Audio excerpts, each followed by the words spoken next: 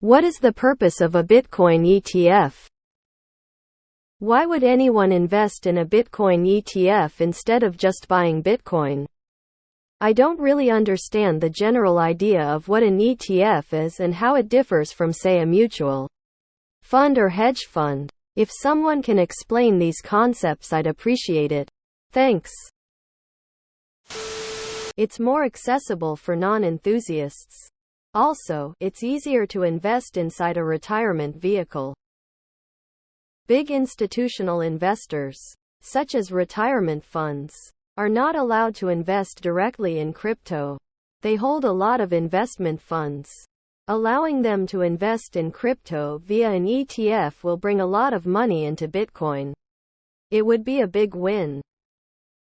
Some people produce their own food, but others prefer to buy directly from the supermarket. The ETF is the supermarket.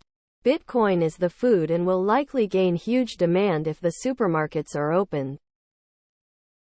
IRA, SEP IRA, Roth IRA, 401k, etc. Some of us want to defer taxes or redo them. You can invest in it as a retirement account, which decreases your taxable income at the end of the year, and maybe even put you into a lower tax bracket. ETF and mutual fund and hedge fund are non-Bitcoin things. You can look up definitions for them online. Buying ETF is possible in retirement accounts or brokerage accounts. They will take care of calculating gains for taxes, which is nice. And don't need to bother with managing keys. The answer is institutions. It's easier for big money to come and just buy ETF shares and be exposed to the pricing. Buying an ETF means that you have a lot of regulation in your favor as a big institution wanting to invest. You don't have the risk you get hacked or losing your keys. Basically, you don't need to be tech savvy to store your Bitcoin. All they care is exposure, the pricing. Tax-advantaged gains if you can get it in your Roth IRA. It allows large institutions to gain exposure to Bitcoin without the hassle of self-custody. I'm going to get downvoted. But managing your own Bitcoin and private keys is a complicated hassle for some people. And a risk if they fuck up. The money's gone now. I know we can all agree that the alternative, leaving your coins on an exchange, is a greater risk. But still, you must acknowledge that there is some risk in a newbie taking custody of their BTC for the first time. There's some possibility of error. And just in general, people want simplicity, ease. That's also why many folks keep their coins on Coinbase, etc. In UK, ETFs can be held in either an ISA or SIPP tax-free. For almost the same reason people own gold through ETFs. Storage is expensive or risky. The latter applies to Bitcoin. Nothing wrong with having a custodian if you live in a jurisdiction where you can trust. Yes. Trust that custodian. If you live in Iran or Argentina, it's another story. This is why Bitcoin is great. It doesn't care about your wrapper. The difference? The ETF anchors you firmly in the fiat establishment and qualifies you for services and prizes you wouldn't otherwise get with Bitcoin. Bitcoin is just Bitcoin, without the government services. BlackRock will have to buy Bitcoin on open market to add to ETF, which futures doesn't have. Hence, price go up. The purpose is that it can be bought through traditional financial paths. You can hold it on a brokerage or in a tax-advantaged account. You cannot do that with your Trezor. Mainstream exposure to Bitcoin, and banks adopting it as an asset class to extract fees. Because if an ETF gets approved, then I can trade options on it with zero tax implications in my Roth IRA. I can trade to make money, knowing what I know about Bitcoin, and I can keep my stack untouched. Invest in Bitcoin without all the technical know-how and risk of being your own chief risk officer. to be able to invest in Bitcoin without actually buying Bitcoin. An ETF would only be interesting to someone not fully convinced about BTC at this point, and someone with too many ties to legacy system to be convinced fully anyway.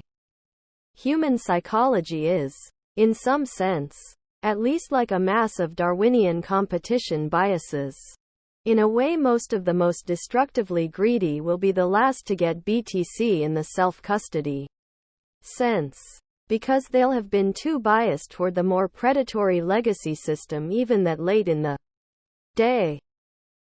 Would this be a smart time to buy stocks in publicly traded miners? What happened to the price of oil companies when oil ETFs were created? It helps that you could in theory invest from your pension plan. And also not everyone wants to get familiar with self-custody but would like to invest. For us Bitcoiners it helps in that it provides liquidity to the market. At the end of the day, what differentiates Bitcoin from any copycat is network effect and liquidity. To know that you could always sell any quantity without moving the price too much. Anything providing more liquidity and more use is good for Bitcoin as a currency. I think an easy way to look at it is to look at it like gold. Gold ETFs started over a decade ago, and the reason is simple. Many do not want to hold physical gold, so an ETF gives them exposure without having to store it. I can know nothing about Bitcoin or custody and safely go into my 401k allocation website and choose Bitcoin and magically have exposure. No wallets or security required. Strictly for SOVAMD investment purposes. For us enthusiasts, it injects more liquidity, driving the price in fiat up and taking native adoption with it. Right now mostly to bail out pension plans that are screwed. When ETF comes, investment officers will start to recognize Bitcoin, and their customers will start suing those who do not advise investing in such ETF. Everyone keeps mentioning the retail customers. But retail is almost irrelevant here. The main reason for the ETF is to satisfy demand from asset managers for BTC exposure in their portfolio models. Retail demand is there, but it's a drop in the bucket compared to the trillions being managed by REITs and brokerages. Asset managers aren't going to invest customer money directly into BTC and thereby double the number of custodians and audits they need to have. With an ETF, the same gold label custodian can custody their stocks, bonds, and now BTC under one roof. 401k plans can offer it, but notably, other ETFs can buy it. This part is huge. ETFs buy other ETFs all the time. In addition to being more accessible and available in IRAs, you can actually borrow against an ETF. Or buy options. For example, I needed some cash recently and had some Bitcoin with a high cost basis. I sold it, then bought BITO and BITO options. Then I was able to essentially borrow the cash I needed temporarily while keeping my Bitcoin price exposure the same and have the money necessary to fund some retirement accounts, etc., where I then bought GBTC and BITO. A true ETF of Bitcoin would be much better than GBTC and BITO.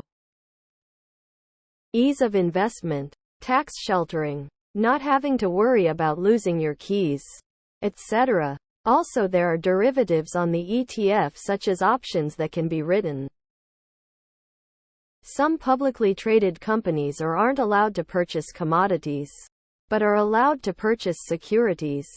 I.e., some companies will be able to buy Bitcoin ETF that can't buy actual Bitcoin. Just buy Bitcoin. FK that ETF. The ETF opens Bitcoin up to retail investors who otherwise don't want to bother with the technical details of purchasing and self-custody. In Canada, you can put stocks in a TFSA tax-free savings account. It's very simple, and I will cash out that way instead of selling my stack.